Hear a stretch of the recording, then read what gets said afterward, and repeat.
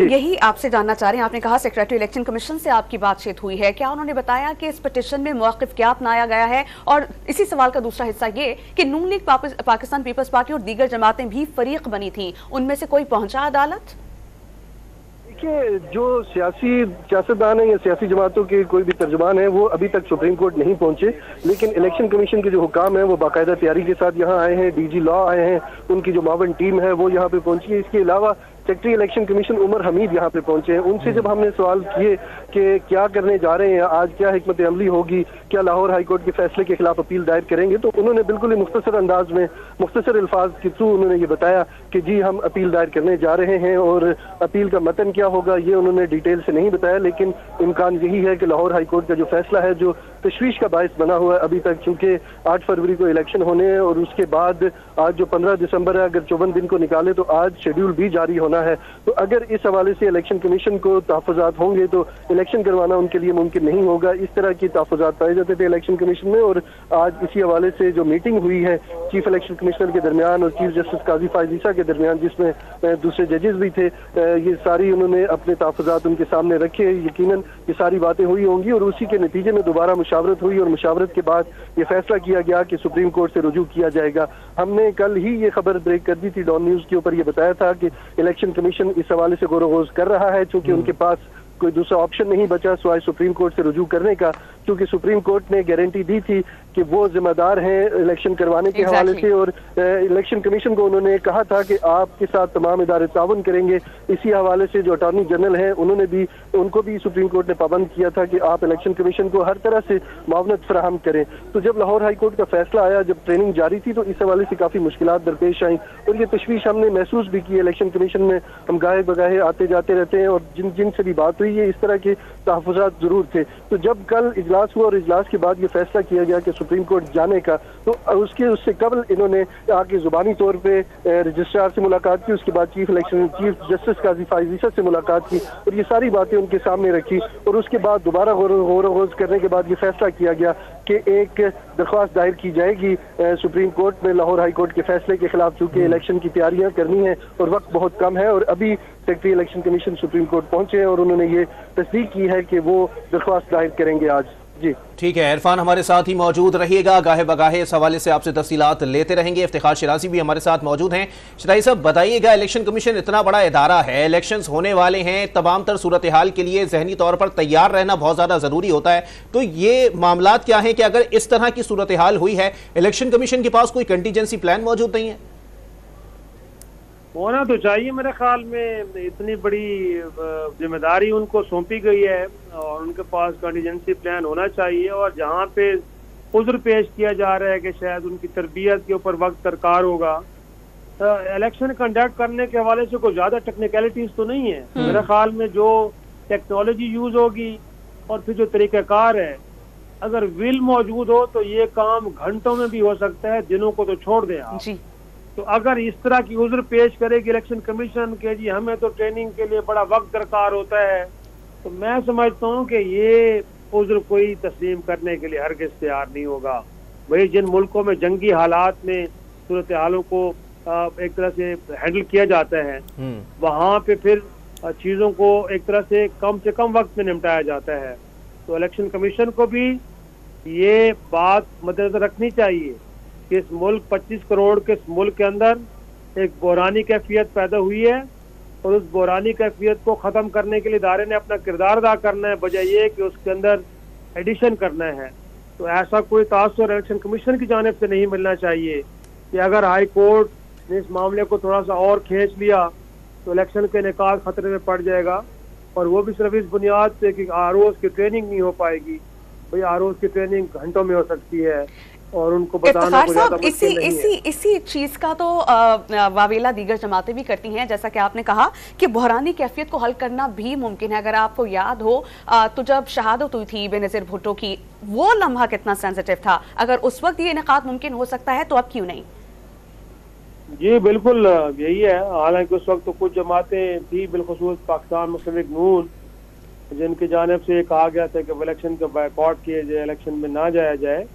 लेकिन मुल्क के अंदर तूल अर्ज में उस वक्त मुजाहरे हुए, बड़े पुरतशद्दुद मुजाहरे हुए, हालात बिल्कुल ऐसे लग रहे थे बतौर साफ़ी हमें भी कि अब इलेक्शन का इनेकाद मुमकिन नहीं हो पाएगा, लेकिन बहरहाल उस इलेक्शन का इनेकाद भी हुआ। उसके नतीजे में एक हुकूमत भी वजूद में आई जिसने अपने मुल्क की तारीख में पहली बार 5 साल पूरे किए। अगरचे वज़ीर आज़म अपने 5 साल पूरे नहीं कर सके, बट पहली वो पार्लियामान थी 2008 से लेके 2013 तक तो जिसने अपनी और उसी से तो ज़रदारी साहब को नाम मिला था मुफाहमत के बादशाह। ये जी बिल्कुल, मैं समझता हूँ कि फिर उन्होंने वो मुफाहमत पाकिस्तान खप्पे से लेके तो आगे चल के जब उनको लगा कि इस पार्लियामान को अपनी जो आईनी मुद्दत है पूरी करानी है तो उन्होंने परवेज इलाही साहब को अपना डिप्टी प्राइम मिनिस्टर भी बना लिया और काफ लीग की हिमायत से उन्होंने उस असेंबली को बहरहाल अपनी आईनी मुद्दत पूरी करने के लिए का मुमकिन बनाया। अगरचे किसी जमाने में उनका काफ लीग पे एतराज था, उनका ख्याल था कि ये कातिल लीग है,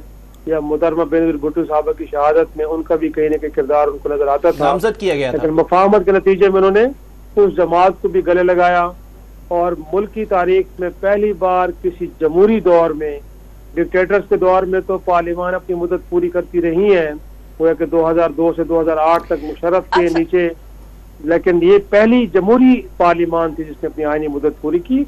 तो मेरे ख्याल में क्राइसिस आते रहते हैं, प्रॉब्लम्स होते हैं, लेकिन जो बात मैंने पहले भी की है कि विल ठीक है। शराई साहब हमारे साथ ही मौजूद रहिएगा। इलेक्शन कमीशन के सेक्रेटरी जो हैं वो भी इस वक्त सुप्रीम कोर्ट के अंदर मौजूद हैं और उनकी जानिब से गुफ्तगू की गई है जिसमें उनका क्या कहना था, मुलाहिजा कीजिए।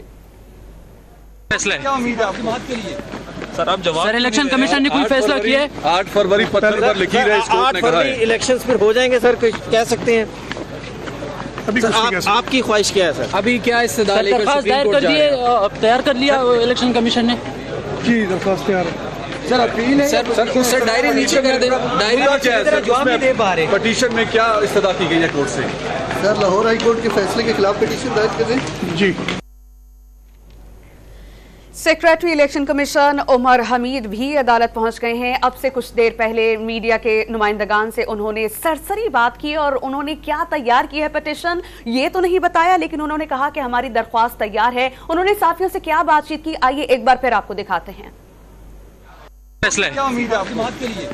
सर आप जवाब। सर इलेक्शन कमीशन ने कोई फैसला किया है? 8 फरवरी पत्र पर लिखी है, 8 फरवरी इलेक्शन फिर हो जाएंगे सर, कह सकते हैं? अभी आपकी ख्वाहिश क्या है सर? अभी क्या इस्तदा लेकर दायर कर दिए, तैयार कर लिया इलेक्शन कमीशन ने? जी दरख्वास्त तैयार है सर। अपील है सर डायरी नीचे कर दे, डायरी क्या है जवाब नहीं दे पा रहे। पिटीशन में क्या इस्तदा की गई है कोर्ट से? सर लाहौर हाई कोर्ट के फैसले के खिलाफ पिटीशन दायर कर दें। जी। Secretary election commission Umar Hamid की जानिब से जो है वो सरसरी सी गुफ्तगू की गई है। इफ्तिखार शिराजी हमारे साथ मौजूद हैं। शिराजी साहब बताइएगा, ऐसा लगता है सेक्रेटरी इलेक्शन कमीशन चुप का रोज़ा रख के सुप्रीम कोर्ट पहुंचे थे क्योंकि ज़्यादा बात ही नहीं की उन्होंने, सिर्फ जो है वो चीदा बातें उन्होंने बताई हैं कि जी पिटीशन रेडी है।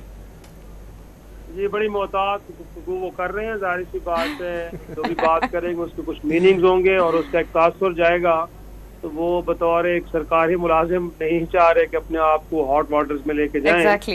तो अच्छा किया है, जाहिर सी बात है जिस फोरम पे वो गए हैं, उनके चीफ जिस फोरम पे गए हैं, मामला तो वहाँ पे डिस्कस डिबेट होने और वहीं से कोई हल निकलना है, तो उनकी गुफ्तगू मेरे ख्याल में इतनी ही मोहतात बड़ी दुरुस्त थी, ठीक थी, इससे ज्यादा नहीं कि पिटीशन तैयार हो गई है और वो पिटीशन का जो उन्होंने एक तरह से हमारे रिपोर्टर इरफान के सवाल पे जवाब दिया कि बिल्कुल ये पिटीशन बुनियादी तौर पे जो हाई कोर्ट का फैसला उसके खिलाफ है।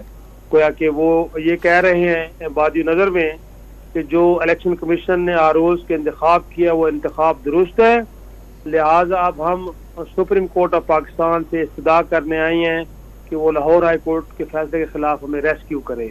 गोया कि जो हमने सोचा है, कुछ कहा भी नहीं और बहुत कुछ कह भी गए। एक बात ये भी यहाँ पर गौर तलब है, मुंह छुपाने की क्या वजह है कि रिपोर्टर्स को कहना पड़ रहा है कि डायरी हटाइएगा अपने मुंह के सामने से? अब मैं समझता हूँ कि जरूरत तो नहीं थी यहाँ, मुझे लगता है सवालात से बच रहे थे। सवालात से बचने के लिए, अवॉइड करने के लिए मीडिया को थोड़ा सा इस तरह का अंदाज अपनाया जाता है। और आपको पता है ना, फिर साहबी तो बड़े ऐसे सवाल करते हैं कि बाज का स्लिप ऑफ टंग के नतीजे में कुछ ऐसी बात हो जाती है कि जो फिर ऐसे अफसरान के गले पड़ जाती है। उनको लग रहा था कि ऐसी बात ना हो जाए कि कल को अब फिर सुप्रीम कोर्ट में जज साहबान मुझसे पूछे कि आपने मीडिया से गुफ्तगू क्यों की, या उनके अपने बॉस उनसे कहें कि आप। लेकिन सेक्रेटरी साहब को भी आला हुकाम ने समझाकर भेजा था कि वहां बात क्या करनी है, ये बड़ी गौरतलब है। जी हाँ बिल्कुल बिल्कुल जी, जाहिर सी बात है, उन्हें भी पता है कि उनके पास कितना स्कोप है, कितनी बात कर सकते हैं। वो एक इदारे के नुमाइंदे के तौर पे आए हैं और अगरचे इलेक्शन कमिश्नर के बाद उनकी इम्पोर्टेंट पोजीशन होती है, लेकिन बहरहाल वो इतनी खुल के बात नहीं कर सकते। और जिस फोरम पे उन्होंने बात करनी है और वहां से कुछ सवालात आएंगे तो मेरा ख्याल में उन्होंने जवाब भी वहीं पे देना है। मीडिया से तो ऐसे फिर कुछ सवालात आते हैं जिनके जवाब आप अगर किस नीयत से और किस सोच से दे रहे हैं, लेकिन मीडिया में जो उनकी इंटरप्रिटेशन होती है वो बात कहीं से कहीं निकल जाती है।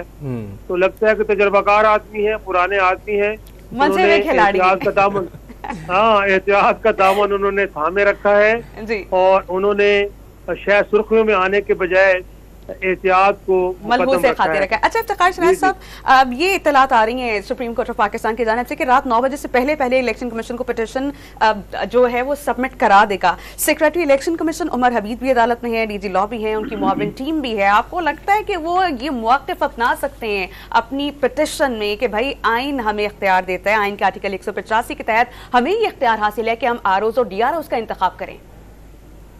नहीं, वो बिल्कुल तो आइन वजाहत के साथ कहते हैं सवाबदीद तो इलेक्शन कमीशन ऑफ पाकिस्तान की है, लेकिन सवाबदीद किस नीयत से जो है वो इस्तेमाल हो रही है इख्तियारात, उसको देखना जरूरी होता है। और अगर कोई आइनी कानूनी वजह है और अगर कोई ट्रेनिंग के लिए मखसूस वक्त दरकार, उस दौरान इन अफसरान की ट्रेनिंग हो चुकी है और दोबारा नए लोगों का इंतखाब करके उनकी ट्रेनिंग होना मुमकिन नहीं है, तो अदालतें फ्लेक्सिबल होती हैं, जाहिर सी बात है, इसको देखती हैं। और अगर ये मामला लाहौर कोर्ट के सामने भी रखेगा इलेक्शन कमीशन ऑफ पाकिस्तान, तो ऐन मुमकिन है कि वो भी इसको ऑनर करे कि आप एतराज दुरुस्त था लेकिन वक्त अब गुजर चुका है, लिहाजा इन चीज़ों को अनडू नहीं किया जा सकता। तो हम समझते हैं कि लाहौर हाई कोर्ट से भी ये फैसला आ सकता है कि जो इलेक्शन कमीशन के फेवर में हो। लेकिन मेरे ख्याल में अब इलेक्शन कमीशन ने ये माइंड बना लिया है कि अगर वहाँ पे अपनी मौजूदात को रखा भी जाए तो वहाँ से कोई रिलीफ मिलने वाला नहीं है, या जो फैसला उन्होंने कर रखा है वो उनको इजाज़त नहीं मिल पाएगी उसके साथ जाने की। तो उन्होंने फिर सुप्रीम कोर्ट के फोरम को बेहतर समझा, और सुप्रीम कोर्ट का फोरम इस हवाले से भी रेलिवेंट है क्योंकि इलेक्शन के निकाह से मुतालिक जो हतमी हुक्म है वो सुप्रीम कोर्ट से ही आया है। तो मैं समझता हूँ कि इस हवाले से इलेक्शन कमीशन ने कोई इतना गलत फैसला भी नहीं किया कि बजाय ये है कि उस छोटी अदालत में जाके वक्त को मजीद ज़ाया किया जाए, तो सुप्रीम अदालत के पास आया जाए, मामले की संगीनी के बारे में आगाह किया जाए और फिर जो डायरेक्टिव्स होंगे उसके अकॉर्डिंगली अपनी दरख्वास्त लेके जाएं और फिर अदालत से कहा जाए कि इसके ऊपर जो ज़रूरी हुक्म है वो जारी करें ताकि 8 फरवरी के जो इलेक्शन का इनेकाद है उसको यकीनी बनाया जा सके।